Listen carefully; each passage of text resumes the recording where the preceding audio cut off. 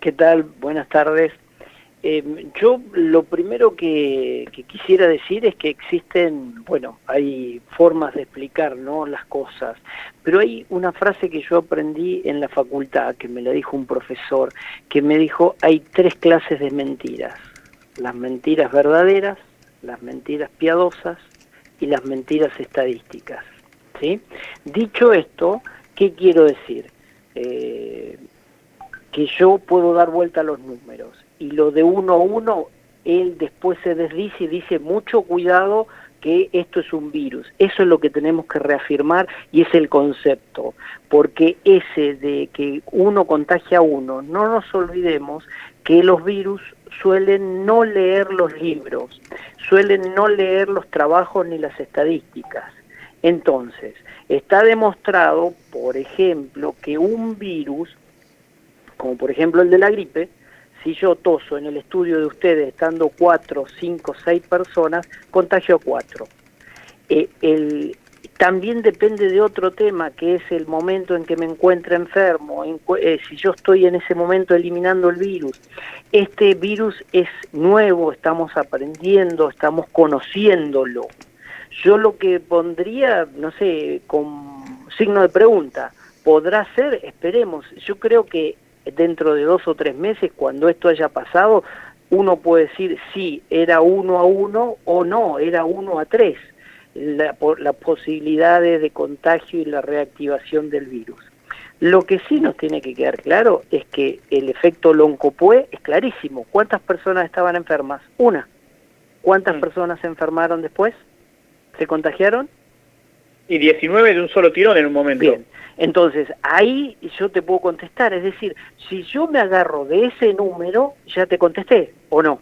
Claro. Sí. Si yo te digo, mi vecina vino, tosió, tomamos mate, bueno, por ejemplo, tenemos que ir sacándonos cosas de ahí, es decir, en Loncopué, perdón por, no es nada contra el Loncopué, que me encanta, lo conozco y he ido muchísimas veces, pero el efecto ese fue un error que se cometió. Bueno, nosotros no debemos, es decir, tenemos que ir aprendiendo de los errores. Insisto, la palabra del señor gobernador corren por cuenta de él. Yo no puedo porque en segundo término soy infectólogo, que no soy epidemiólogo. Recuerden, los epidemiólogos manejan números, manejan tablas, manejan curvas, y en base a eso van haciendo especulaciones. Esa es la mejor definición que yo encuentro para esto. Son especulaciones. Yo te puedo decir, y mira, yo calculo que va a parar de llover, y vos me dirás, pero mirá Calderón que arrancó anoche y no para más. Y bueno, pero es una especulación, ¿puedo equivocarme o no? Eso es lo que hacen, bueno, los epidemiólogos llevan y dicen, vamos a tener tanta cantidad porque de acuerdo a, son parámetros. Yo veo pacientes y yo, por ejemplo, si vos te sentás en mi consultorio, tosés, me decís, me duele la garganta, estuve con gente que padece el COVID-19, listo. ¿Se entiende más o menos mi explicación? Sí, sí. Ahora, esos números no son relativos, porque uno lo puede, yo le pregunto a usted que es epidemiólogo, uno lo puede ver de esta manera, de que infectólogo. ¿Cómo? Infectólogo. Uno lo puede ver de esa manera, como que uno contagia a uno, pero uno lo puede ver también de la siguiente manera: dos personas que compartieron un mate en una casa, y a las 2 semanas capaz que tenés 200 casos, de los cuales, si vos los vas investigando, terminan en esas 2 personas, con lo cual ese 1 a 1 puede ser 1 a 200 también en el tiempo. Y vos tenés que saber, y tenemos que decirle a la audiencia, que la medicina no es una ciencia exacta. Y te doy un ejemplo. Ayer se me sentó frente a mí un señor que dice, me dieron de alta del sanatorio tal y tal con diagnóstico de COVID-19, ¿sí? Así es que, imagínate, yo lo primero que hice fue sentarme contra la pared, separarme, ya tenía mi mascarilla puesta, entonces le dije, vamos a abrir la ventana. Yo te conozco, Orlando, sos paciente mío hace más de 10 años, sentate acá, vamos a revisarte esto, lo otro, léeme tu el resumen de historia clínica, vamos a leer el resumen de historia clínica. ¿Qué decía? CT40. Hoy sabemos que todos los pacientes que tengan un COVID o un recuento en el cultivo positivo y que sea cerca de 40, quiere decir que está cerca de la curación. Y si lo tenés abajo de 25, 15, quiere decir que está en lo mejor y está contagiando. ¿Entendés cómo funciona un médico que ve pacientes? Yo veo pacientes. Cuando vos me decís, pues yo te digo CT40, es muchísimo, pero ¿me entendés cómo es? Todo es relativo. Y bueno, y uno lo que tiene que hacer ahí, bueno, vamos a hacer esto, esto y esto, vos tenés una trombosis, te vas a tu casa y vamos a controlarnos con el hematólogo, y de ahí no te movés, y todas las normas como tenés que hacer de cuarentena. Pero el señor estuvo 35 días internado, ¿no? Queda claro el ejemplo, perdón, porque te lleve a la medicina real. Doctor, sí, queda claro. A lo largo de estos más de 120 días, le pregunto así, para conocer un poco su opinión también, ya que es infectólogo, ¿no? Los epidemiólogos, así como usted dijo recién, en algún punto presentan o dan especulaciones. ¿Cómo han sido estas especulaciones a lo largo de los más de 120 días que llevamos en aislamiento? Y yo creo que en principio han sido, yo comparto muchísimas de las cosas porque han sido acertadas, porque había que tomar medidas, había que meternos adentro en cuarentena, ¿sí? Es decir, eso al principio porque desconocíamos un montón de cosas. Conforme fuimos avanzando y vamos conociendo más cosas, nos van quedando y podemos entrar a discriminar algunas, a cuestionarnos, es decir, alguno dijo, ¿por qué no cerraron el aeropuerto de Ezeiza, que no entre nadie más al país y listo? Y no teníamos ningún enfermo hoy. Bueno, pero eso era una medida extrema, y recordemos que había 250.000 argentinos en el exterior cuando arrancamos en marzo con la epidemia. Entonces, hacer eso era inhumano para ustedes o para mí, para cualquier familiar mío que estuviera en el exterior. Bueno, vayamos a esto. Yo creo que sí, que se han hecho las cosas bien, es que estamos. Lo que sucede es que hay temas fundamentales como por ejemplo la cuarentena. Cuarentena, tenemos que aclararle a la gente que esto no es un invento de este año ni del COVID-19. La cuarentena está descrita en la Biblia, está escrita en el Talmud, está escrita en todos los antiguos en todos los libros antiguos. En la antigua Grecia se hacía de cerámica y de barro, una moneda donde estaba dibujada una figura que intentaba ser mitad hombre, mitad animal, y que una vez pegada en la casa de cualquiera de nosotros quería decir que ahí no se podía entrar ni se podía salir. Y ellos se ocupaban de llevarle comida a eso. Ese es un punto y una estrategia fundamental de la cuarentena. Yo no puedo declarar cuarentena en el estudio de ustedes si no me voy a preocupar de desayuno, almuerzo, merienda y cena. Es decir, yo tengo que evitar que ustedes salgan a la calle a comer, salgan a la calle a hacer compras.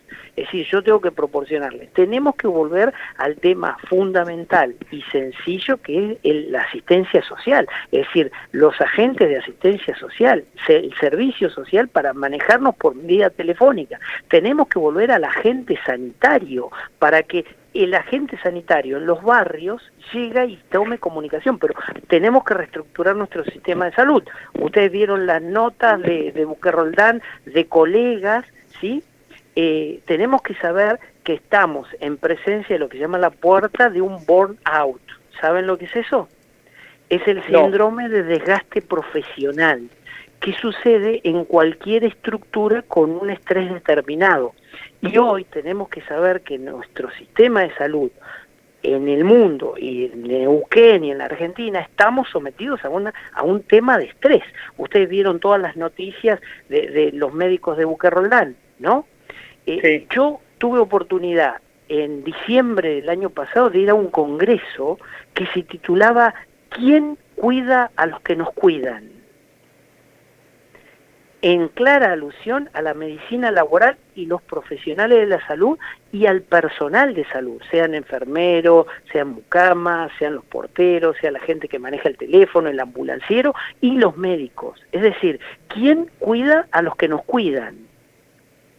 Mirá qué tema para hablar 2 días sobre la salud de la gente que trabaja en salud, que se ve, miren ahora cómo se ve afectada. Es decir, encontramos que una persona del sistema de salud que tiene el diagnóstico es agredida, etcétera, etcétera, etcétera. Es decir, nos tienen miedo. Las cuarentenas hay que proporcionarle, yo hago preguntas. si se interesó el sistema de salud por los médicos que están afectados.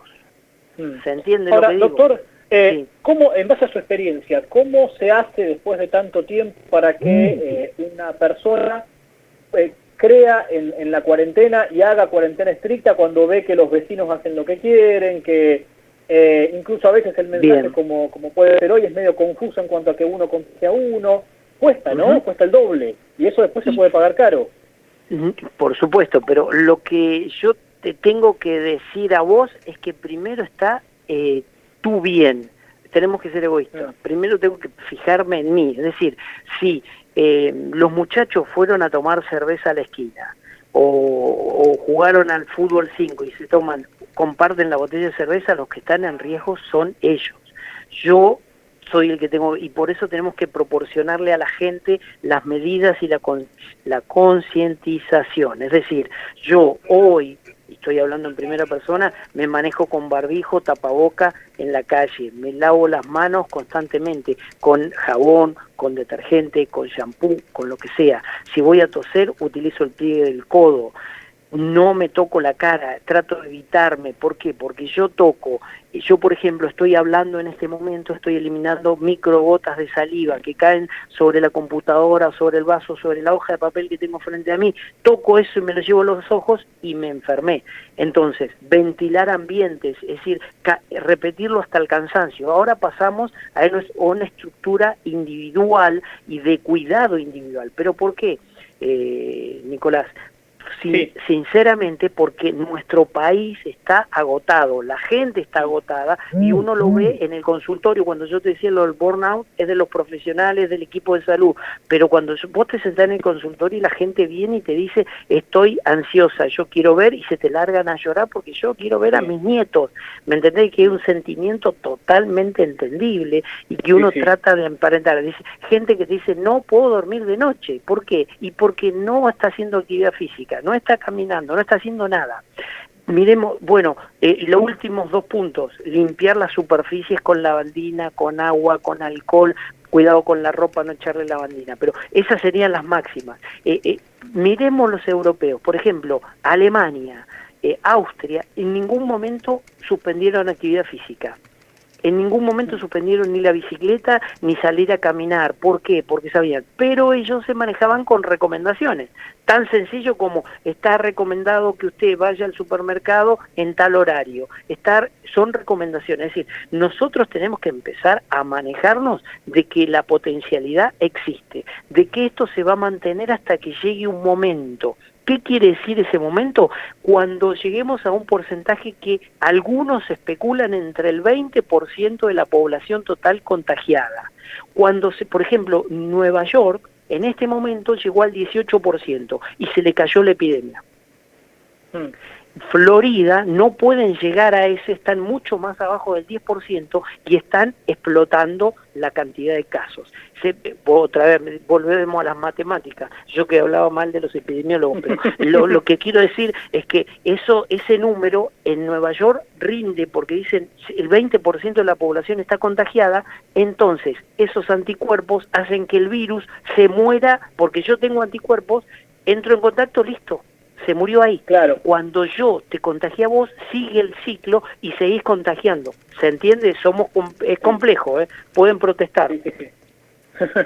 Doctor, le agradecemos el tiempo, ha sido como siempre muy didáctico para entender, y bueno, esperando que esto de alguna vez por todas termine de alguna manera, ¿no? Que es lo que todos queremos, y como usted decía, estamos llegando a un momento en el cual la gente no aguanta más no trabajar, no aguanta más no ver a los nietos, hijos, amigos, pero por otro lado afuera el virus está más bravo que nunca. Exacto, y tenemos que cuidarnos porque no tenemos que bajar los brazos. Lo que dijo el gobernador es muy cierto, eso del 80% que están en sus casas, sí, el 80% de los pacientes están asintomáticos, pues lo dice desde el primer momento de la estadística italianas, españolas, europeas, y de los americanos nos decían que el 80% lo pasa asintomático y ese es el peligroso, que el 20% se enferma, por eso todos los números que pasaron son los mismos que uno ve en las estadísticas europeas. Así que ojalá que sigamos leyendo el libro de Europa. Muchas gracias, doctor. Hasta pronto. Por favor, un abrazo y buenas tardes.